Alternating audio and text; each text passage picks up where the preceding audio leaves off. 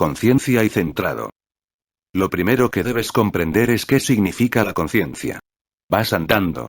Eres consciente de muchas cosas de las que andas, de la gente que pasa a tu lado, del tráfico, de todo. Eres consciente de muchas cosas, solo eres inconsciente de una cosa.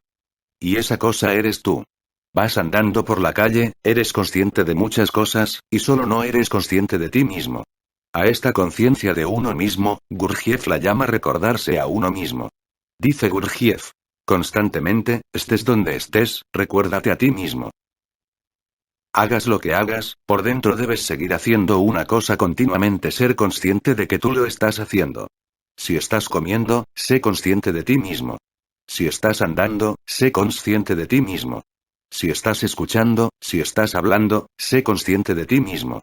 Cuando estés irritado, sé consciente de que estás irritado. En el momento mismo en que aparezca la ira, sé consciente de que estás irritado. Este constante acordarse de uno mismo crea en ti una sutil energía, una energía muy sutil. Empiezas a ser un ser cristalizado. Normalmente, no eres más que una bolsa floja. No hay cristalización, no hay verdadero centro. Solo algo líquido, solo una floja combinación de muchas cosas sin ningún centro. Una multitud que cambia se mueve constantemente, sin ningún jefe. La conciencia es lo que te convierte en jefe. Y cuando digo jefe no me refiero a un controlador. Cuando digo jefe me refiero a una presencia. Una presencia continua. Hagas lo que hagas, y aunque no hagas nada, una cosa debe estar constantemente en tu conciencia que tú eres.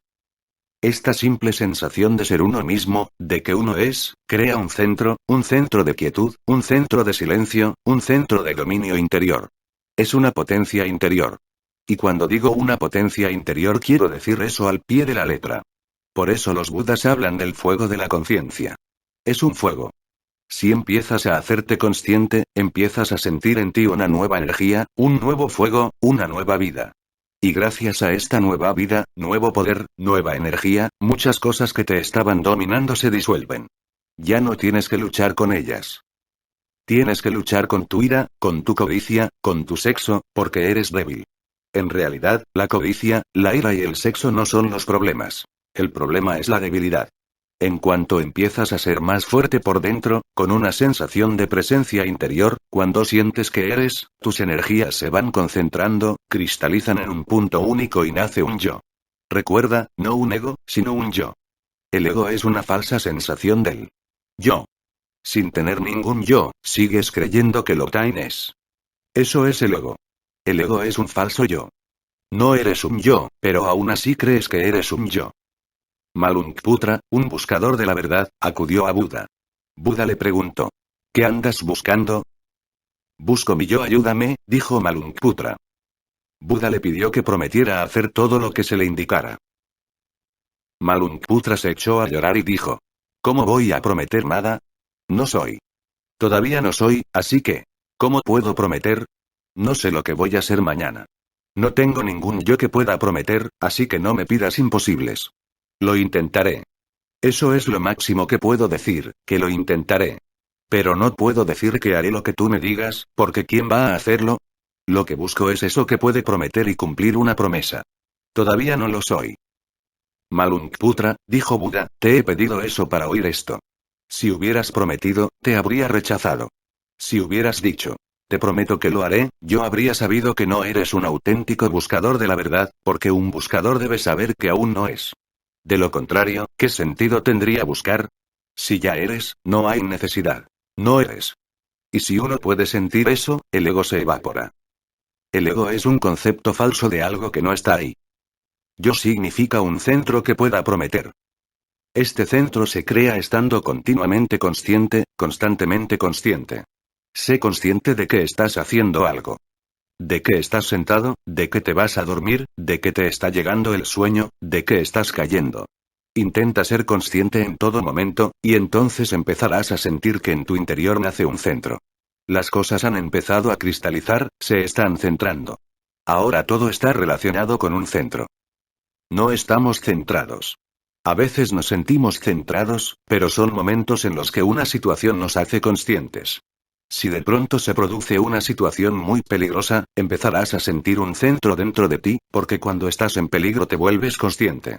Si alguien va a matarte, en ese momento no puedes pensar. En ese momento no puedes seguir inconsciente, toda tu energía está centrada, y ese momento se vuelve sólido. No puedes moverte hacia el pasado, no puedes moverte hacia el futuro.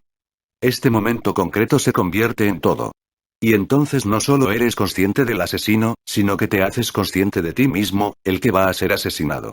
En ese sutil momento empiezas a sentir un centro en tu interior. Por eso los deportes peligrosos tienen su atractivo. Pregúntale a alguien que haya subido a la cima del Gaurisankar, del monte Everest. Cuando Hillary llegó allí por primera vez, debió de sentir de repente un centro. Y cuando alguien llegó por primera vez a la luna, debió de experimentar una repentina sensación de centro. Por eso el peligro tiene atractivo. Vas conduciendo un coche, cada vez a más velocidad, hasta que la velocidad se convierte en peligrosa. Entonces no puedes pensar. Los pensamientos cesan. Entonces no puedes soñar. Entonces no puedes imaginar. Entonces el presente se vuelve sólido. En ese momento peligroso, cuando la muerte es posible a cada instante, te haces súbitamente consciente de un centro en tu interior. El peligro tiene atractivo únicamente porque en algunas situaciones peligrosas te sientes centrado. Nietzsche dijo en alguna parte que la guerra debe continuar porque solo en la guerra se siente a veces el yo, se siente un centro, porque la guerra es peligro. Y cuando la muerte se convierte en una realidad, la vida se vuelve intensa. Cuando la muerte anda cerca, la vida se vuelve intensa y tú estás centrado. En cualquier momento, cuando te haces consciente de ti mismo hay un centrado. Pero si es una situación lo que lo provoca desaparecerá cuando cese la situación. No debe ser algo situacional, debe ser interior. Así pues, procura estar consciente en toda actividad normal. Inténtalo cuando estés sentado en tu butaca, sé consciente del que está sentado. No solo de la butaca, no solo de la habitación, de la atmósfera que te rodea. Sé consciente del que está sentado. Cierra los ojos y siéntete. Profundiza y siéntete. Eugene Rigel estaba aprendiendo con un maestro zen. Estuvo 3 años aprendiendo tiro con arco, y el maestro siempre le decía: bien. Lo que haces está bien hecho, pero no es suficiente. Rigel se convirtió en un maestro arquero. Su puntería llegó a ser perfecta al 100%, y el maestro seguía diciéndole: lo haces bien, pero no es suficiente. Con una puntería 100% perfecta. Decía Rigel. ¿Pero qué esperas de mí? ¿Cómo puedo mejorar más? Con una puntería 100% perfecta, ¿cómo puedes esperar más? Se dice que el maestro zen le respondió: a mí no me interesa tu pericia con el arco ni tu puntería. Me interesas tú. Te has convertido en un técnico perfecto. Pero cuando tu flecha sale del arco no eres consciente de ti mismo, así que no sirve de nada. No me interesa si la flecha da en el blanco. Me interesas tú. Cuando la flecha sale disparada del arco, también por dentro debe dispararse tu conciencia. Aunque no acertaras en el blanco, no tendría importancia, pero donde no debes fallar es en el blanco interior, y en ese estás fallando. Te has convertido en un técnico perfecto, pero eres un imitador. Pero para una mente occidental o, mejor dicho, para una mente moderna, y la mente occidental es la mente moderna, es muy difícil concebir esto. Parece un absurdo. En el tiro con arco lo que interesa es la eficiencia de puntería del individuo. Con el tiempo, Rigel se desanimó y un día dijo: lo dejo. Me parece imposible. Es imposible. Cuando apuntas a un blanco, tu conciencia va al blanco, al objeto, y si quieres ser un buen arquero, tienes que olvidarte de ti mismo, recordar solo el objetivo, el blanco, y olvidarte de todo. Solo debe existir el blanco. Pero el maestro zen le forzaba continuamente a crear otro blanco en su interior. La flecha debe ser una flecha doble que apunte hacia el blanco exterior y apunte continuamente al blanco interior. Al yo. Rigel dijo: me marcho. Me parece imposible. No puedo cumplir tus condiciones. Y el día de su partida, Rigel estaba sentado. Había ido a despedirse del maestro, y el maestro estaba apuntando a otro blanco. Había otro aprendiz, y por primera vez Rigel no estaba implicado. Solo había ido a despedirse y esperaba sentado. En cuanto el maestro terminara su lección, él se despediría y se marcharía. Por primera vez no estaba implicado. Pero entonces, de pronto, se hizo consciente del maestro y de la conciencia de doble flecha del maestro. El maestro estaba apuntando. Durante 3 años, Rigel había estado continuamente con el mismo maestro, pero estaba más interesado en sus propios esfuerzos. No había visto nunca a este hombre, lo que estaba haciendo. Por primera vez vio y comprendió, y de pronto, espontáneamente, sin esfuerzo, se acercó al maestro, le quitó el arco de las manos, apuntó al blanco y disparó la flecha. Y el maestro dijo: muy bien. Por primera vez lo has hecho. Estoy contento. ¿Qué había hecho? Por primera vez se había centrado en sí mismo. El blanco estaba allí, pero también él estaba allí, presente. Así pues, hagas lo que hagas, cualquier cosa, es necesario que tires con arco, hagas lo que hagas, aunque sea estar sentado, sé dos flechas. Recuerda lo que está pasando fuera y recuerda también quién está dentro. Una mañana, Linky estaba dando una conferencia y de pronto alguien preguntó: respóndame una sola pregunta, ¿quién soy yo? Linky bajó del estrado y se acercó al hombre. Toda la sala guardó silencio. ¿Qué iba a hacer? Era una pregunta bien simple. Podía haberla respondido desde el estrado. Linky llegó hasta el hombre. Toda la sala estaba en silencio. Linky se quedó parado ante el hombre, mirándole a los ojos. Era un momento muy penetrante. Todo se detuvo. El hombre empezó a sudar. Linky no hacía más que mirarle a los ojos. Y entonces, Linky dijo: no me preguntes. Entra y descubre quién pregunta. Cierra los ojos. No preguntes. ¿Quién soy yo? Ve adentro y descubre quién ha preguntado, quién es ese preguntador interior. Olvídate de mí. Encuentra la fuente de la pregunta. Penetra hasta el fondo. Y se dice que el hombre cerró los ojos, guardó silencio y de pronto se iluminó. Abrió los ojos, se echó a reír, tocó los pies de Linky y dijo: me has respondido. Les he hecho esta pregunta a muchos y me han dado muchas respuestas, pero ninguna era una auténtica respuesta. Pero tú me has respondido. ¿Quién soy yo? ¿Cómo se puede responder a esa pregunta? Pero en esta situación particular, 1000 personas calladas, un silencio en el que se habría oído la caída de un alfiler, Linky bajó con ojos penetrantes y simplemente le ordenó al hombre: cierra los ojos, entra y descubre quién pregunta. No esperes que yo te responda. Descubre quién ha preguntado. Y el hombre cerró los ojos. ¿Qué ocurrió en esa situación? Se centró, de pronto estaba centrado, de pronto se hizo consciente del núcleo más interior. Esto hay que descubrirlo, y hacerse consciente es el método para descubrir este núcleo interior. Cuanto más inconsciente estés, más alejado estás de ti mismo. Cuanto más consciente, más te acercas a ti. Si la conciencia es total, estás en el centro. Si hay menos conciencia, estás cerca de la periferia. Cuando estás inconsciente, estás en la periferia, donde el centro está completamente olvidado. Así pues, estas son las dos maneras posibles de moverse. Puedes moverte hacia la periferia, y entonces te mueves hacia la inconsciencia. Te sientas a ver una película, te sientas en alguna parte a escuchar música, y te olvidas de ti mismo. Entonces estás en la periferia. Leyendo el Bhagavad Gita o la Biblia o el Corán, te puedes olvidar de ti mismo. Entonces estás en la periferia. Hagas lo que hagas, si puedes recordarte a ti mismo, estás más cerca del centro. Y un buen día, de pronto, te encuentras centrado. Entonces tienes energía. Esa energía es el fuego. Toda la vida, toda la existencia, es energía, es fuego. Fuego es el nombre antiguo. Ahora lo llaman electricidad. El hombre le ha aplicado muchos nombres, pero fuego está bien. La electricidad parece un poquito muerta. El fuego parece más vivo. Actúa con mucho cuidado. Es un viaje largo y dificultoso, y se hace difícil mantenerse consciente aunque solo sea un momento. La mente está parpadeando constantemente. Pero no es imposible. Es arduo, difícil, pero no es imposible. Es posible. Es posible para todos. Solo se necesita esfuerzo, y tiene que ser un esfuerzo sincero. No hay que hacer excepciones. No hay que dejar sin tocar nada del interior. Todo debe ser sacrificado a la conciencia, solo entonces descubrirás la llama interior. Está ahí. Si uno se pone a buscar la unidad esencial entre todas las religiones que han existido o puedan llegar a existir, encontrará esta única palabra: conciencia. Jesús cuenta una parábola. El dueño de una gran mansión se marcha y les dice a sus sirvientes que estén en constante alerta, porque puede volver en cualquier momento. O sea, que tienen que estar alerta 24 horas al día. El Señor puede llegar en cualquier momento. En cualquier momento. No hay un momento prefijado, un día fijo, una fecha fija. Si hubiera una fecha fija, podrías echarte a dormir. Después podrías hacer lo que quisieras, y estar alerta solo en esa fecha determinada, porque el Señor va a llegar. Pero el Señor ha dicho: volveré en cualquier momento. Tenéis que estar alerta día y noche para recibirme. Es una parábola de la vida. No puedes aplazarlo. El Señor puede llegar en cualquier momento. Hay que estar alerta continuamente. No hay fecha fija.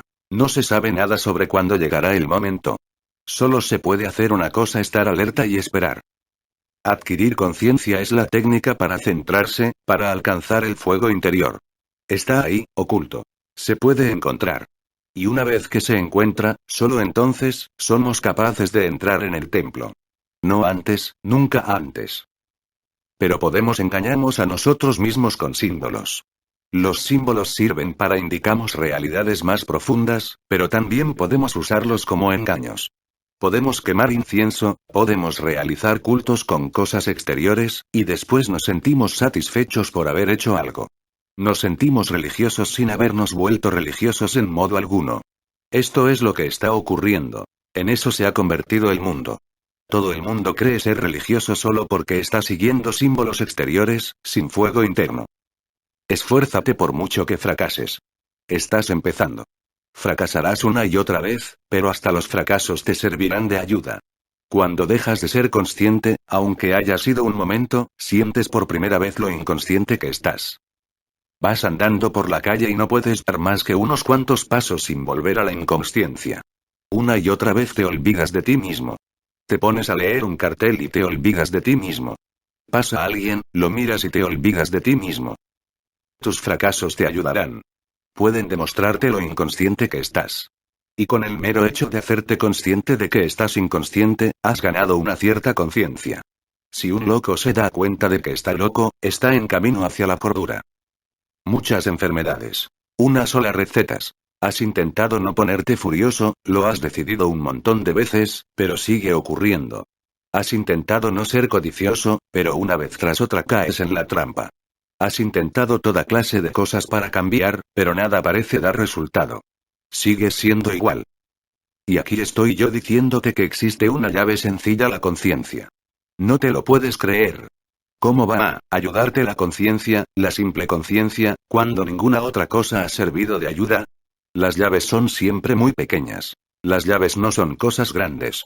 Una llave pequeña puede abrir una puerta muy grande. Cuando la gente le preguntaba a Buda: ¿qué debemos hacer para no enfurecernos? ¿O qué debemos hacer para no ser codiciosos? ¿O qué debemos hacer para no estar tan obsesionados con el sexo o con la comida? Su respuesta era siempre la misma: hazte consciente. Pon conciencia en tu vida. Su discípulo Ananda, que escuchaba las preguntas de todo tipo personas, con problemas muy diferentes, y veía que la receta del médico era siempre la misma, estaba confuso. Y preguntó: ¿qué pasa contigo? Vienen con diferentes tipos de enfermedades, unos con codicia, otros con sexo, otros con comida y otros con otras cosas, pero tu receta es siempre la misma. Y Buda dijo: sus enfermedades son diferentes. Porque la gente puede soñar diferentes sueños.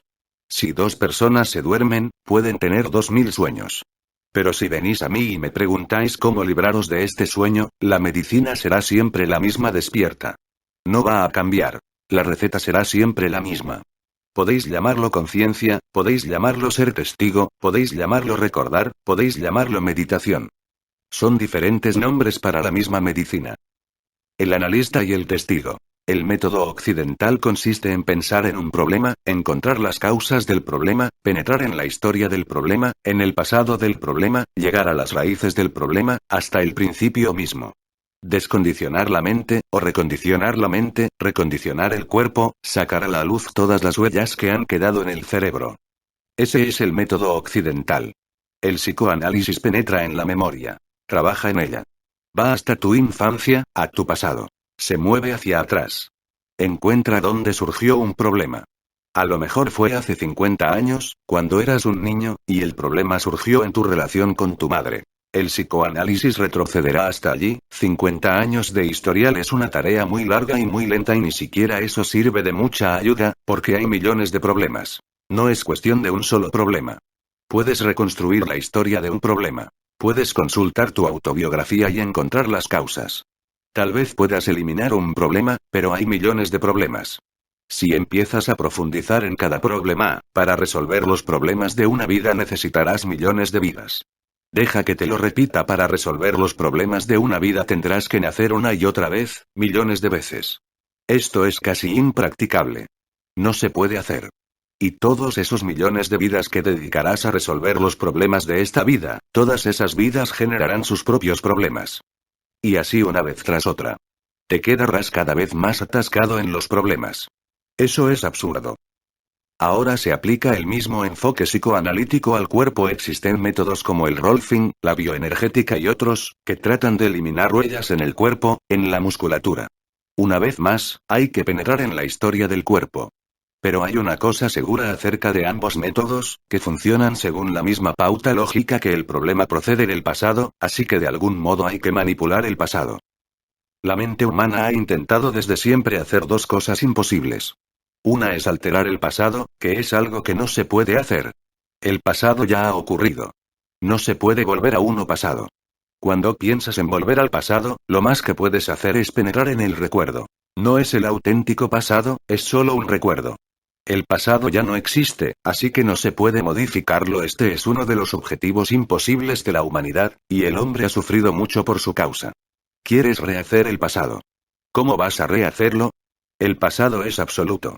El pasado significa que todo el potencial de una cosa se ha agotado. Se ha vuelto actual, no existe ninguna posibilidad de modificarlo, de deshacerlo, de rehacerlo. Con el pasado no se puede hacer nada.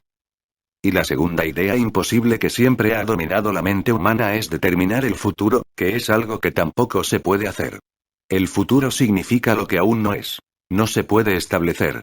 El futuro siempre es indeterminado, el futuro sigue abierto. El futuro es pura potencialidad. Hasta que ocurre, no se puede estar seguro de él. El pasado es pura actualidad. Ya ha ocurrido. Ya no se puede hacer nada al respecto. Entre estas dos cosas, el hombre se encuentra en el presente, siempre pensando en imposibles. Quiere asegurarse de todo lo referente al futuro, al mañana. Y eso no se puede hacer. Métetelo en la cabeza lo más hondo posible, no se puede hacer, no malgastes tu momento presente intentando asegurar el futuro. El futuro es incertidumbre. Esa es la cualidad básica del futuro. Y tampoco pierdas el tiempo mirando hacia atrás. El pasado ya ha ocurrido, es un fenómeno muerto. No se puede hacer nada con él.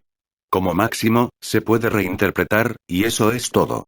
Eso es lo que hace el psicoanálisis, reinterpretarlo. Se puede reinterpretar, pero el pasado sigue siendo el mismo. El psicoanálisis y la astrología. La astrología trata de algún modo de darte seguridades acerca del futuro y el psicoanálisis trata de rehacer el pasado. Ninguna de las dos cosas es una ciencia. Las dos cosas son imposibles, pero ambas tienen millones de seguidores. Porque al hombre le gustan esas cosas. Quiere estar seguro acerca del futuro, así que va al astrólogo, consulta el I Ching, acude a una echadora de tarot, y existen mil y una maneras de tomarse el pelo a sí mismo, de engañarse uno mismo. Y además, hay personas que dicen que pueden cambiar el pasado. Y también las consultas. Cuando se descartan estas dos cosas, uno queda libre de toda clase de tonterías. Dejas de ir al psicoanalista y dejas de acudir al astrólogo. Sabes ya que el pasado está terminado. Y que tú has terminado con él. Y el futuro aún no ha ocurrido. Cuando ocurra, ya veremos. De momento, no se puede hacer nada al respecto. Con eso solo destruirías el momento presente, que es el único momento disponible, real. Occidente ha seguido examinando continuamente los problemas, para ver cómo resolverlos. Occidente se toma los problemas muy en serio. Y cuando sigues una cierta lógica, dadas las premisas, esa lógica parece perfecta.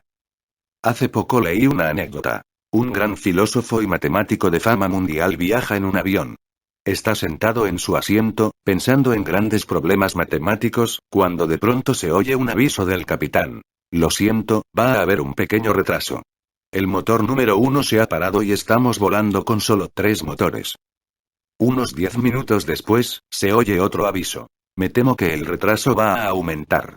Los motores 2 y 3 se han parado, y solo nos queda el motor número 4. El filósofo se vuelve hacia el viajero sentado a su lado y le dice: válgame Dios. Si se para el motor que queda, nos vamos a pasar aquí arriba toda la noche. Cuando piensas siguiendo una cierta línea, la dirección misma de esa línea hace posibles ciertas cosas. Incluso cosas absurdas. Cuando te tomas muy en serio los problemas humanos, cuando empiezas a pensar en el hombre como un problema, cuando has aceptado ciertas premisas, has dado el primer paso en dirección equivocada. Ahora puedes seguir en esa dirección, y puedes seguir y seguir indefinidamente. Se ha escrito una gran cantidad de literatura acerca de los fenómenos mentales, del psicoanálisis. Se han escrito millones de artículos, tratados y libros. En cuanto Freud abrió las puertas de una cierta lógica, dominó el siglo entero. Oriente tiene una actitud totalmente diferente. En primer lugar, dice que ningún problema es grave. En el momento en que dices que ningún problema es grave, el problema está muerto en casi un 99%. Cambia toda tu visión del problema. La segunda cosa que dice Oriente es que el problema está ahí porque tú te has identificado con él. No tiene nada que ver con el pasado, nada que ver con su historia. Estás identificado con él, eso es lo que importa. Y esa es la clave para resolver todos los problemas. Por ejemplo, eres una persona irascible. Si vas al psicoanalista, te dirá, retrocede en el pasado. ¿Cómo se originó esta ira? ¿En qué situaciones se fue volviendo cada vez más condicionada y se fue imprimiendo en tu mente? Vamos a tener que borrar todas esas huellas. Tendremos que eliminarlas. Vamos a tener que cambiar tu pasado por completo. Si acudes a un místico oriental, te dirá, ¿crees que estás irritado? ¿Te sientes identificado con la ira? Eso es lo que va mal. La próxima vez que se presente la ira, tú limítate a ser un observador, a ser un testigo. No te identifiques con la ira. No digas estoy furioso. No digas soy la ira.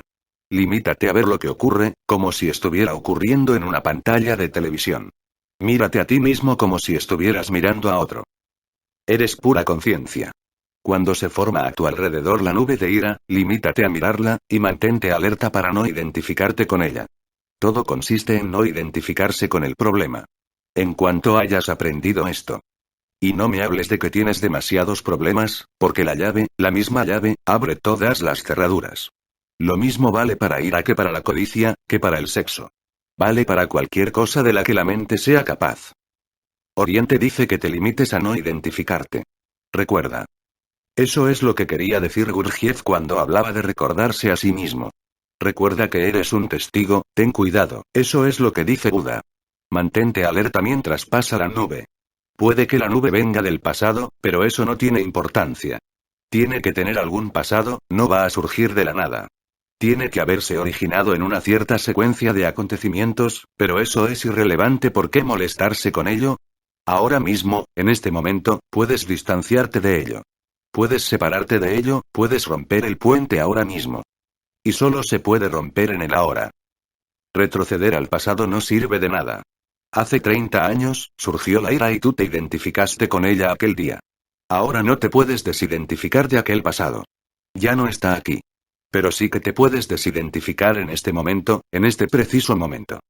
Y si lo haces, toda la serie de iras del pasado dejará de formar parte de ti.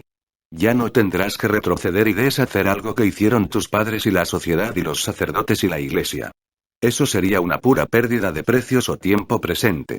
Primero te destruyó muchos años y ahora te destruye tus momentos presentes. Más vale que te libres simplemente de ello, como se libra una serpiente de su piel vieja. El pasado y sus condicionamientos existen. Pero existen solo en el cuerpo o en el cerebro. No existen en tu conciencia, porque la conciencia no se puede condicionar. La conciencia se mantiene siempre libre. La libertad es su cualidad más esencial, la libertad es su naturaleza misma. Puedes mirar tantos años de represión, tantos años de cierta educación.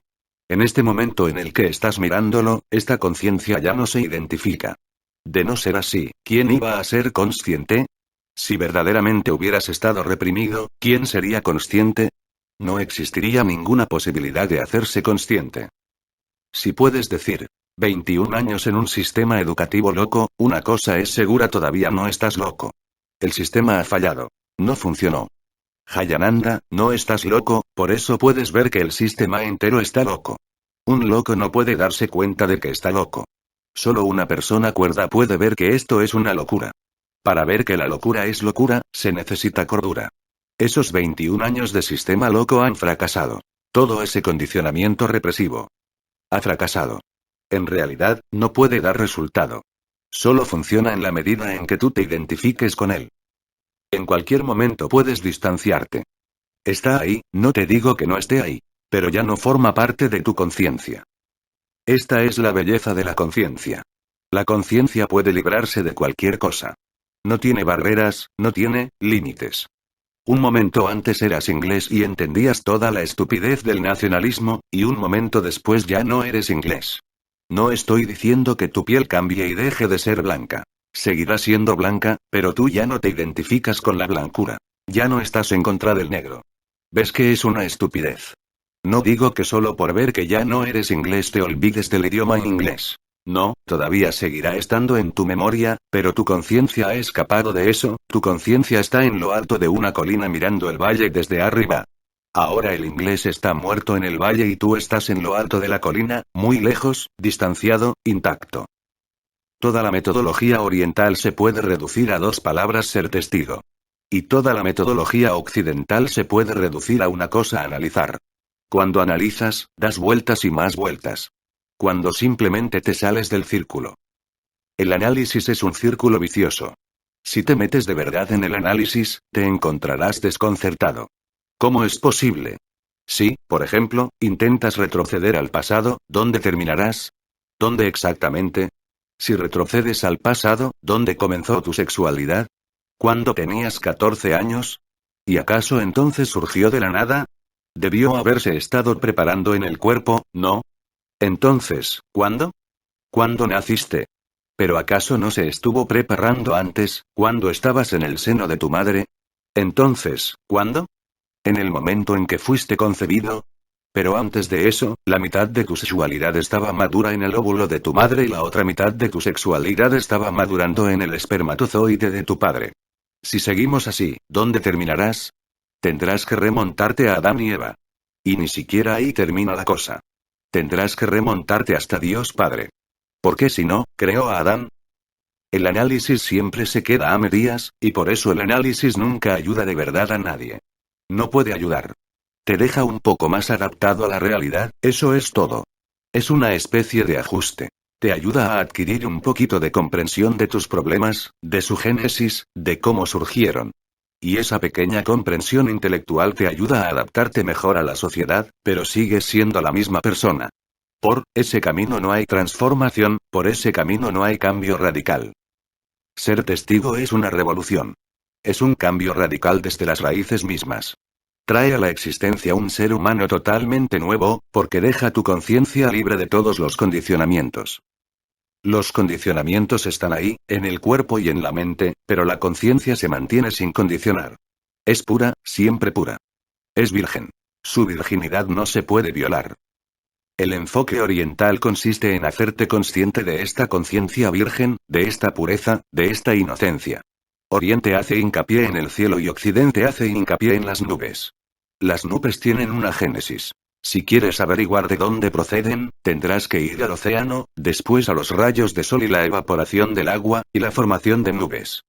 Y así puedes seguir, pero te estarás moviendo en círculo. Las nubes se forman, se reúnen, se enamoran de los árboles, empiezan a descargar agua a la tierra, se convierten en ríos, llegan al mar, empiezan a evaporarse, se elevan otra vez con los rayos de sol, se convierten en nubes, vuelven a caer a la tierra. Y el proceso continúa, dando vueltas y más vueltas. Es una rueda. ¿Por dónde puedes salir? Una cosa conduce a otra y tú sigues en la rueda. El cielo no tiene génesis. El cielo no se ha creado. No ha sido producido por nada. De hecho, para que algo exista tiene que haber antes un cielo, es una necesidad a priori.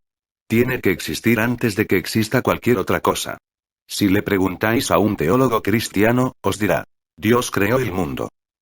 Preguntadle si antes de que Dios creara el mundo existía o no un cielo. Si no había cielo, ¿dónde estaba Dios? Tenía que necesitar algún espacio. El espacio es imprescindible, incluso para que exista Dios. No puedes decir: Dios creó el espacio. Eso sería absurdo, porque no habría tenido ningún espacio donde existir. El espacio debe preceder a Dios. El cielo siempre ha estado ahí. El enfoque oriental consiste en prestar atención al cielo. El enfoque occidental te hace prestar cada vez más atención a las nubes, y te ayuda un poco, pero no te hace consciente de tu núcleo interno. De la circunferencia sí, te haces un poco más consciente de la circunferencia, pero no eres consciente del centro. Y la circunferencia es un ciclón. Tienes que encontrar el centro del ciclón. Y eso solo se consigue siendo testigo. Ser testigo no cambiará tu condicionamiento. Ser testigo no cambiará la musculatura de tu cuerpo. Pero ser testigo te proporcionará una experiencia, la de que estás más allá de toda musculatura, más allá de todo condicionamiento. En ese momento de distanciamiento, en ese momento de trascendencia, no existen problemas. No para ti. Y ahora todo depende de ti. El cuerpo seguirá cargando con la musculatura y la mente seguirá cargando, con el condicionamiento. Ahora todo depende de ti. Si en algún momento echas de menos el problema, puedes entrar en el cuerpo-mente y disfrutar del problema. Si no quieres tenerlo, puedes quedarte fuera. El problema seguirá ahí, como una huella impresa en el fenómeno cuerpo-mente, pero tú estás aparte, distanciado de él. Así es como funciona Buda. Tú utilizas la memoria y Buda también utiliza la memoria. Pero él no se identifica con ella. Él utiliza la memoria como un simple mecanismo. Por ejemplo, ahora estoy utilizando el lenguaje.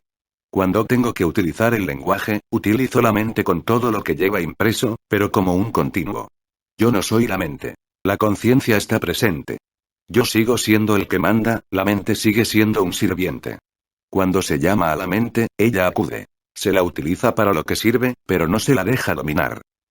O sea, que siguen existiendo problemas, pero existen solo en forma de semillas en el cuerpo y la mente. ¿Cómo podrías cambiar tu pasado? En el pasado has sido católico. Si has sido católico durante 40 años, ¿cómo vas a cambiar esos 40 años y dejar de ser católico? No, esos 40 años seguirán siendo el período en que fuiste católico, pero ahora puedes salir de ahí. Ahora sabes que aquello era simple identificación. Esos 40 años no se pueden destruir, y no hay necesidad de destruir si eres el señor de la casa, no hay necesidad. Incluso puedes utilizar esos 40 años de algún modo, de un modo creativo. Incluso aquella educación absurda se puede utilizar de un modo creativo. Todas las impresiones grabadas en el cerebro, en la musculatura del cuerpo, seguirán donde están, pero en forma de semilla, en potencia. Si te sientes demasiado solo y quieres problemas, puedes tenerlos. Si te sientes muy mal por no sufrir, puedes tenerlos. Siempre estarán a tu disposición, pero no hay necesidad de tenerlos, ninguna necesidad. Es una elección tuya. Ser testigo es la técnica para centrarse. Ya hemos hablado de centrarse. Un hombre puede vivir de dos maneras, puede vivir desde su periferia o desde su centro. La periferia pertenece a algo y el centro pertenece al ser. Si vives desde el ego, estarás siempre relacionado con lo otro. La periferia está relacionada con lo otro. Hagas lo que hagas, no será una acción. Será siempre una reacción. Lo haces en respuesta a algo que te hacen a ti. Desde la periferia no hay acción, todo es una reacción, nada viene de tu centro. En cierto modo, eres esclavo de las circunstancias. No estás haciendo nada. Más bien te están obligando. Desde el centro, la situación cambia diametralmente. Desde el centro empiezas a actuar por primera vez, empiezas a existir por derecho propio, no como algo relacionado. Buda pasa por un pueblo. Algunos de sus habitantes están indignados, son completamente contrarios a sus enseñanzas. Le increpan, le insultan. Buda escucha en silencio y dice: si ya habéis terminado, permitidme seguir mi camino. Tengo que llegar a la siguiente aldea, donde me están esperando. Si todavía queda algo en vuestra mente, podéis terminar de decirlo cuando vuelva a pasar por este camino de regreso. Te hemos insultado, dicen los aldeanos. Te hemos increpado. ¿No vas a responder? Yo nunca reacciono. Dice Buda. Lo que vosotros hagáis es asunto vuestro. Yo ya no reacciono nunca y no podéis obligarme a hacer algo. Podéis insultarme. Es asunto vuestro. Yo no soy un esclavo. Me he convertido en un hombre libre. Actúo desde mi centro, no desde mi periferia, y vuestros insultos solo pueden tocar mi periferia, no mi centro. Mi centro se mantiene intacto. Te sientes afectado, no porque hayan tocado tu centro, sino porque no tienes centro. Eres solo tu periferia, estás identificado con la periferia. A la periferia le afecta todo lo que ocurre. Es solo tu frontera con el exterior, así que todo lo que ocurre le afecta, y tú no tienes centro. En cuanto tienes un centro, te distancias de ti mismo, te distancias de tu periferia. Pueden insultar a la periferia, pero no a ti. Tú te mantienes aparte, distanciado. Existe una distancia entre tú y tu yo. Existe una distancia entre tú como periferia y tú como centro. Y esa distancia no la puede saltar nadie más, porque nadie puede penetrar hasta el centro. El mundo exterior solo puede tocarte en la periferia. Por eso Buda dice, ahora estoy centrado. Hace 10 años, habría sido diferente. Si me hubierais insultado, habría reaccionado. Pero ahora, solo actúo. Hay que entender con claridad la diferencia entre reacción y acción. Tú amas a alguien porque ese alguien te ama. Buda también te ama, pero no porque tú le ames. Eso carece de importancia. Que tú le ames o no es irrelevante. Él te ama porque es un acto, no una reacción. El acto sale de ti, y la reacción es algo que te fuerzan a hacer. Estar centrado significa que has empezado a actuar. Otra cosa que hay que recordar es que cuando actúas, el acto es siempre total. Cuando reaccionas, no puede nunca ser total. Es siempre parcial, fragmentario, porque cuando actúo desde mi periferia, es decir, cuando reacciono, no puede ser total porque no estoy verdaderamente implicado. Solo está implicada mi periferia, así que no puede ser total.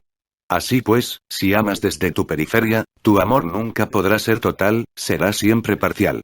Y eso es muy importante, porque si el amor es parcial, el espacio sobrante se llenará con odio. Si tu amabilidad es parcial, el espacio sobrante se llenará de crueldad. Si tu bondad es parcial, ¿con qué se llenará el espacio sobrante? Si tu Dios es parcial, necesitarás un diablo para llenar el espacio restante. Eso significa que un acto parcial tiene por fuerza que ser contradictorio, en conflicto consigo mismo. Tu mente es anfibia, contradictoria. Ante un mismo objeto reaccionas con amor y con odio. Y si el amor y el odio están presentes a la vez, tiene que haber confusión. Una confusión venenosa. Tu amabilidad está mezclada con crueldad y tu caridad es un robo y tus oraciones se convierten en actos de violencia.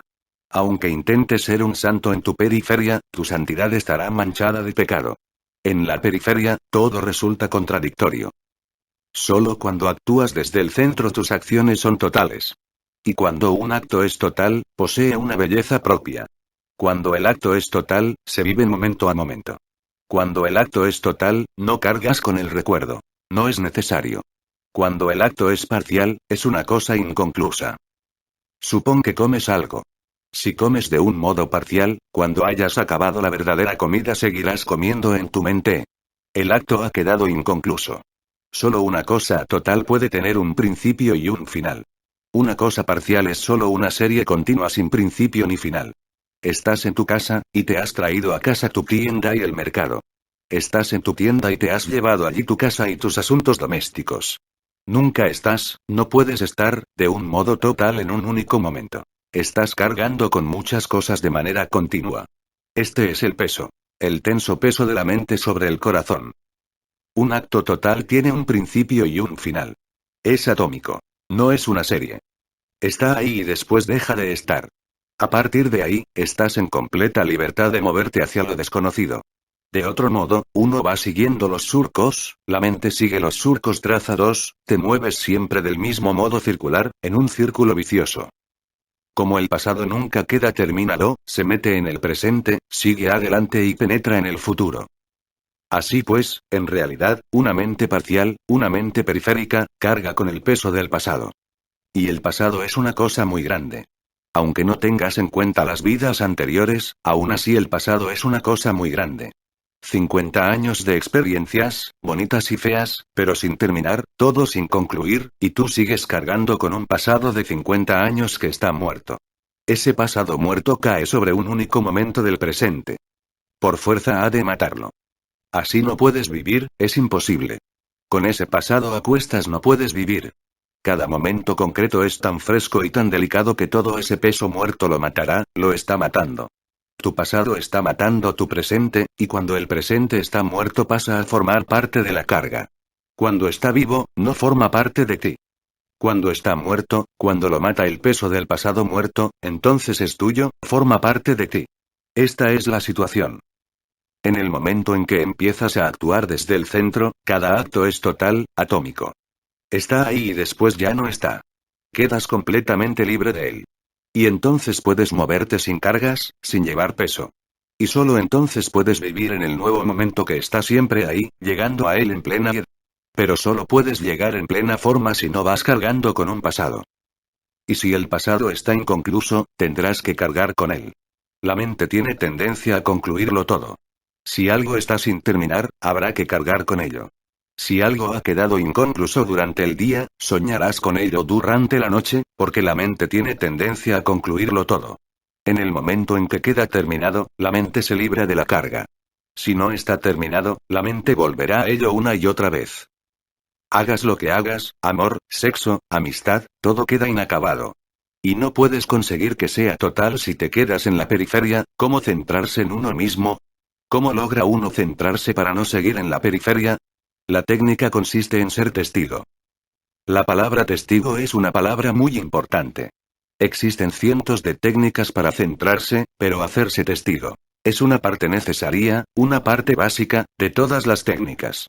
Sea cual sea la técnica, la parte esencial es hacerse testigo. Así que bien se la podría llamar la técnica de todas las técnicas. No se trata de una simple técnica. El proceso de hacerse testigo es la parte esencial de todas las técnicas. También se puede hablar del testimonio como técnica pura. J. Krishnamurti, por ejemplo, habla del testimonio como técnica pura. Pero decir eso es como hablar del espíritu sin el cuerpo. No se puede sentir, no se puede ver. Allí donde se encarne el espíritu, tú sientes el espíritu a través del cuerpo. Claro que el espíritu no es el cuerpo, pero tú lo sientes por medio del cuerpo. Toda técnica no es más que un cuerpo, y el testimonio es el alma. Se puede hablar del testimonio independiente de todo cuerpo, de toda materia. Entonces se vuelve abstracto, totalmente abstracto. Así ha estado hablando continuamente Krishnamurti durante medio siglo, pero todo lo que dice es tan puro, tan incorpóreo, que piensas que lo estás comprendiendo, pero esa comprensión no es más que un concepto. En este mundo no existe nada en forma de espíritu puro. Todo está encarnado. Hacerse testigo es el espíritu de todas las técnicas espirituales, y todas las técnicas son cuerpos, diferentes cuerpos. Así que primero debemos entender lo que es ser testigo, y después podremos entender cómo ser testigo por medio de algunos cuerpos, de algunas técnicas. Sabemos pensar, y hay que empezar por pensar para saber lo que significa ser testigo, porque hay que empezar por algo que uno conozca. Sabemos pensar. Pensar significa tener juicio, ves algo y lo juzgas. Ves una flor y dices que es bonita o que no lo es. Oyes una canción y te gusta o no te gusta. Las cosas te gustan o te disgustan. Pensar es juzgar. En cuanto empiezas a pensar, has empezado a juzgar. Pensar es evaluar. No se puede pensar sin evaluar. ¿Cómo puedes pensar en una flor sin evaluarla? En cuanto empiezas a pensar, decides si es bonita o no. Tendrás que usar alguna clasificación, porque pensar es clasificar. En cuanto tienes clasificada una cosa, cuando la has etiquetado le has puesto nombre, has pensado en ella. Es imposible pensar si no vas a juzgar. Si no vas a juzgar, puedes mantenerte consciente. Pero no puedes pensar. Aquí hay una flor, y yo te digo, mírala, pero no pienses. Ve la flor, pero no pienses. ¿Qué puedes hacer? Si no se te permite pensar, ¿qué puedes hacer? Solo puedes ser testigo. Solo puedes estar consciente. Solo puedes tomar conciencia de la flor. Puedes afrontar el hecho, la flor está ahí. Ahora puedes encontrarte con ella. Si no se te permite pensar, no puedes decir, ¿es bonita? No es bonita, la conozco. Ni es muy rara, no la había visto nunca. No puedes decir nada. No se pueden utilizar palabras porque cada palabra tiene un valor. Cada palabra es un juicio. El lenguaje está cargado de juicios. El lenguaje no puede nunca ser imparcial. En cuanto utilizas una palabra, has juzgado. Así que no puedes utilizar el lenguaje, no puedes verbalizar. Si yo digo esto es una flor, mírala, pero no pienses, la verbalización no está permitida. Entonces, ¿qué puedes hacer? Solo puedes ser testigo. Si estás ahí sin pensar, solo delante de algo, eso es ser testigo. Ser testigo, pues, es una conciencia pasiva. Recuerda, pasiva. El pensamiento es activo, estás haciendo algo. Veas lo que vea, estás haciendo algo con ello. No eres solo pasivo, no eres como un espejo. Estás haciendo algo. Y en cuanto haces algo, has cambiado la cosa. Veo una flor y digo qué bonita. Ya la he cambiado. He impuesto algo a la flor. Ahora, sea la flor que sea, para mí es una flor más mi sensación de que es bonita. Ahora la flor está muy lejos. Entre la flor y yo se interpone mi sentido del juicio, mi evaluación de que es bonita. Ahora la flor ya no es la misma para mí, ha cambiado de cualidad. He penetrado en ella, mi juicio ha penetrado en el hecho. Ahora es más una ficción y menos un hecho. Esta sensación de que la flor es bonita no pertenece a la flor, me pertenece a mí. He penetrado en el hecho. Ahora el hecho ya no es virgen. Lo he corrompido. Mi mente ha entrado a formar parte de él. En realidad, decir que mi mente ha entrado a formar parte de él equivale a decir que mi pasado ha entrado a formar parte de él, porque cuando digo esta flor es bonita, significa que la he juzgado por medio de mis conocimientos pasados. ¿Cómo puedes decir que esta flor es bonita? Tus experiencias del pasado, tus conceptos del pasado, te dicen que una cosa así es bonita. La has juzgado de acuerdo con tu pasado. La mente equivale a tu pasado, tus recuerdos. El pasado se ha impuesto al presente. Has destruido un hecho virgen. Ahora está distorsionado. Ahora ya no hay flor. La flor como realidad en sí misma ya no está ahí, la has corrompido, la has destruido. Tu pasado se ha interpuesto. La has interpretado. Eso es pensar. Pensar significa imponer el pasado a un hecho presente. Por eso pensar nunca puede llevarte a la verdad. Porque la verdad es virgen y hay que afrontarla en toda su virginidad. En cuanto metes en ella tu pasado, la estás destruyendo. Se convierte en una interpretación, no en una asimilación del hecho. La has perturbado. Se ha perdido la pureza. Pensar significa imponer tu pasado en el presente. Ser testigo significa que no hay pasado, solo presente. Nada de imponer el pasado. Ser testigo es algo pasivo. No estás haciendo nada. Solo eres. Simplemente, estás ahí. Solo tú estás presente. La flor está presente, tú estás presente. Entonces existe una relación de testimonio. Cuando la flor está presente y todo tu pasado está presente, y no tú, entonces hay una relación de pensamiento. Empecemos por el principio. ¿Qué es pensar? Es traer la mente al presente. Y entonces, te pierdes el presente. Te lo has perdido por completo. En cuanto el pasado penetra en el presente, te lo has perdido. Cuando dices, esta flor es bonita, la flor se ha convertido en pasado. Cuando dices, la flor es bonita, es una experiencia pasada. Has conocido y has juzgado. Cuando la flor está ahí y tú estás ahí, ni siquiera es posible decir que la flor es bonita. No puedes hacer ningún juicio sobre el presente. Todo juicio, toda afirmación, pertenece al pasado. Si yo digo, te amo, se ha convertido en una cosa del pasado. Si digo, esta flor es bonita, he sentido, he juzgado. Se ha convertido en pasado. Ser testigo es siempre presente, nunca pasado. Pensar es siempre pasado. Pensar es algo muerto, ser testigo es algo vivo. Veamos la siguiente diferencia en primer lugar, pensar es activo, es hacer algo. Ser testigo es pasivo, es no hacer nada, solo ser. Pensar es siempre lo pasado, lo muerto, lo que ya pasó, lo que ya no existe. Ser testigo es siempre el presente, lo que es. Así pues, si sigues pensando, nunca podrás saber lo que es ser testigo. Detenerse, dejar de pensar, es el primer paso para hacerse testigo. Dejar de pensar es ser testigo. ¿Y qué hay que hacer? Porque pensar es un hábito muy arraigado en nosotros. Se ha convertido en una cosa mecánica, de robots. Ya no es que tú pienses. Ya no es decisión tuya, es un hábito mecánico. No puedes hacer otra cosa. En cuanto aparece la flor, empieza el pensamiento. No tenemos experiencias no verbales. Solo los niños pequeños las tienen. La experiencia no verbal es la experiencia verdadera. La verbalización es huir de la experiencia. Cuando digo la flor es bonita, la flor desaparece para mí. Ahora lo que me interesa es mi mente, no la flor. Ahora tengo en la mente la imagen de la flor, no la flor misma. Ahora la flor es una imagen en la mente, un pensamiento en la mente, y ahora puedo compararla con mis experiencias pasadas y juzgar. Pero la flor ya no está ahí. Cuando verbalizas, te cierras a la experiencia. Cuando estás consciente de manera no verbal, estás abierto, vulnerable. Ser testigo significa abrirse constantemente a la experiencia, no cerrarse. ¿Qué hacer? Hay que romper de algún modo este hábito mecánico que llamamos pensar. Hagas lo que hagas, procura hacerlo no verbalmente. Es difícil, es duro, y al principio parece absolutamente imposible, pero no lo es. No es imposible, solo es difícil. Si andando por la calle. Camina no verbalmente. Solo camina, aunque sea tan solo durante unos segundos, y tendrás un vislumbre de un mundo diferente, un mundo no verbal, el mundo real, no el mundo de la mente que el hombre ha creado dentro de sí mismo. Si estás comiendo. Come no verbalmente. Alguien le preguntó a Bokuju, un gran maestro zen. ¿Cuál es tu camino? ¿Cuál es tu método? Y Bokuju dijo. Mi método es muy simple. Cuando tengo hambre, como. Cuando tengo sueño, duermo. Y eso es todo. El hombre quedó desconcertado y dijo. ¿Qué dices? Yo también como y también duermo, y todo el mundo hace lo mismo. ¿Qué tiene eso para que lo llames un camino? Y Bokuju dijo. Cuando tú comes, estás haciendo muchas cosas, no solo comer. Y cuando duermes, estás haciendo de todo menos dormir. Pero cuando yo como, simplemente como. Cuando duermo, simplemente duermo. Todos mis actos son totales.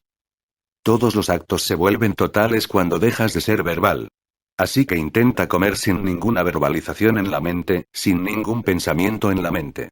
Solo come. Y entonces comer se convierte en meditación, porque cuando dejas de ser verbal te conviertes en testigo. Si eres verbal, te conviertes en un pensador. Si no eres verbal, no puedes hacer nada por evitarlo, te conviertes automáticamente en testigo. Así que intenta hacerlo todo no verbalmente, camina, come, date un baño o siéntate en silencio. Después, simplemente siéntate. Y después sé una sentada. No pienses. Entonces, hasta estar sentado se puede convertir en meditación. El simple andar se puede convertir en meditación. Otra persona le pidió a Bokuju. Dame alguna técnica de meditación. Bokuju dijo. Puedo darte una técnica, pero no serás capaz de meditar. Porque puedes practicar una técnica con una mente verbalizadora. Puedes pasar los dedos por un rosario y seguir pensando al mismo tiempo. Si tus dedos se limitan a moverse por el rosario sin pensar, se convierte en meditación. Así pues, en realidad no se necesita ninguna técnica. Todo en la vida es una técnica. Por eso Bokuju dijo. Sería mejor que te quedaras a mi lado y me miraras. No preguntes por un método, solo mírame y llegarás a saber. El pobre hombre le observó durante 7 días. Cada vez estaba más perplejo. Al cabo de los 7 días, dijo. Cuando llegué, estaba menos confuso. Ahora estoy más confuso. Te he mirado constantemente durante 7 días. ¿Qué es lo que tengo que mirar? Y Bokuju dijo. Entonces es que no has mirado. Cuando ando. ¿Has visto? Simplemente ando. Cuando me traes té por la mañana, ¿has mirado bien? Simplemente cojo el té y me lo bebo. Es solo beber. No hay Bokuju, solo beber. No hay Bokuju, solo tomar té. ¿Has mirado bien? Si has mirado, tienes que haber notado que Bokuju ya no existe. Este es un aspecto muy sutil. Porque si el pensador está ahí, ahí está el ego. Y entonces eres Bokuju o algún otro. Pero si solo hay acción sin nada de verbalización, sin pensamiento no hay ego. Por eso Bokuju dice, ¿has mirado de verdad? Entonces no había Bokuju, solo beber té, pasear por el jardín, cavar un hoyo en la tierra. Por eso Buda ha dicho que no hay alma. Como no has mirado bien, sigues pensando constantemente que tienes un alma. Tú no existes. Si eres testigo, no existes. El yo se forma por medio de pensamientos. Una cosa más, los pensamientos acumulados, los recuerdos amontonados, crean la sensación de ego, de que eres. Intenta este experimento, deslígate de todo tu pasado. No tienes ningún recuerdo.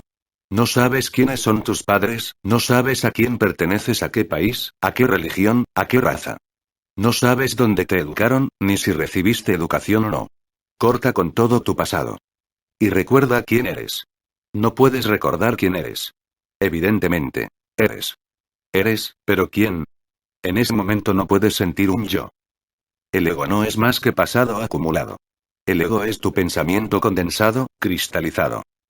Por eso Bokuju dice, si me has mirado bien, yo no estaba. Había beber té, pero no bebedor. Había pasear en el jardín, pero no paseante. Había acción, pero no actor. Cuando se es testigo, no hay sensación de yo. Al pensar sí la hay. No es simple coincidencia que los llamados pensadores estén tan profundamente enraizados en sus egos. Artistas, pensadores, filósofos, personas ilustradas. No es coincidencia que sean tan egoístas. Cuantos más pensamientos tengas, mayor ego tendrás. Cuando se es testigo, no hay ego. Pero esto solo ocurre si se consigue trascender el lenguaje. El lenguaje es la barrera. El lenguaje es necesario para comunicarse con otros. No es necesario para comunicarse con uno mismo. Es un instrumento útil, podría decirse que el instrumento más útil. El hombre ha podido crear una sociedad, un mundo, solo gracias al lenguaje. Pero a causa del lenguaje, el hombre se ha olvidado de sí mismo. El lenguaje es nuestro mundo. Si el hombre olvida su lenguaje, aunque solo sea por un instante, ¿qué le queda? La cultura, la sociedad, el hinduismo, el cristianismo. ¿Qué queda? No queda nada. Con solo suprimir el lenguaje, desaparece toda la humanidad con su cultura, su civilización, su ciencia, su religión, su filosofía. El lenguaje es comunicación con los otros. Es la única comunicación. Es útil, pero peligroso. Siempre que un instrumento es útil es también peligroso en la misma proporción. El peligro está en que cuanto más se sumerge la mente en el lenguaje, más se aleja del centro. Por eso se necesita un equilibrio sutil y un dominio sutil para ser capaz de penetrar en el lenguaje y ser también capaz de abandonar el lenguaje, de salir del lenguaje. Ser testigo significa salirse del lenguaje, de la verbalización, de la mente.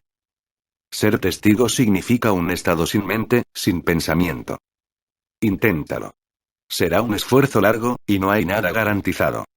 Pero inténtalo, y con el esfuerzo lograrás algunos momentos en los que el lenguaje desaparece de pronto. Y entonces se abre una nueva dimensión. Te haces consciente de un mundo diferente, el mundo de la simultaneidad, el mundo del aquí y ahora, el mundo sin mente, el mundo de la realidad. El lenguaje debe evaporarse. Intenta hacer actos corrientes, movimientos corporales, sin lenguaje. Buda utilizaba esta técnica para observar la respiración. Les decía a sus discípulos: seguid observando vuestra respiración, no hagáis nada más que observar el aliento que entra, el aliento que sale, el aliento que entra, el aliento que sale. Pero no se trata de decirlo así, hay que sentirlo el aliento que entra, sin palabras. Siente el aliento que entra, muévete con el aliento, deja que tu conciencia se sumerja junto con el aliento, y después, muévete hacia afuera, sigue moviéndote con tu aliento. Mantente alerta. Se dice que Buda dijo: no te pierdas ni una sola respiración. Si fisiológicamente perdieras una sola respiración, morirías, y si tu conciencia pierde una sola respiración, te alejarás del centro, estarás muerto por dentro. Por eso Buda decía: la respiración es imprescindible para la vida del cuerpo, y la conciencia de la respiración es imprescindible para la vida del centro interior. Respira, sé consciente. Y si estás intentando ser consciente de tu respiración, no puedes pensar, porque la mente no puede hacer dos cosas al mismo tiempo: pensar y ser testigo. El fenómeno de ser testigo, en sí misma, es absoluta y diametralmente opuesta al pensamiento, así que no puedes hacer las dos cosas a la vez. Así como no puedes estar viva y muerta a la vez, ni dormida y despierta a la vez, no puedes pensar y ser testigo a la vez. Si eres testigo de algo, el pensamiento se detiene. Si aparece el pensamiento, desaparece el testigo. Ser testigo es una conciencia pasiva, sin acción en su interior. La conciencia misma no es una acción. Un día, el mulá Nasruddin estaba muy preocupado, sumido en profundas reflexiones. Cualquiera que le mirara a la cara se daba cuenta de que estaba perdido en sus pensamientos, muy tenso, angustiado. Su mujer empezó a alarmarse y le preguntó: ¿qué estás haciendo, Nasruddin? ¿En qué estás pensando? ¿Qué problema tienes? ¿Por qué estás tan preocupado? El mulá abrió los ojos y dijo: este es el problema definitivo. Estoy pensando en cómo sabe uno que se ha muerto. ¿Cómo sabe uno que está muerto? Si yo me muero, ¿cómo reconoceré que estoy muerto? Porque yo no conozco la muerte. Reconocer significa que has conocido antes algo. Te veo a ti y reconozco que eres A, o B, o C, porque te conozco de antes. La muerte no la hemos conocido, siguió diciendo el mulá, y cuando llegue, ¿cómo voy a reconocerla? Ese es el problema y me tiene muy preocupado. Y cuando esté muerto no podré preguntarle a nadie, así que también esa puerta está cerrada. No puedo consultar ninguna escritura, ningún maestro puede ayudarme.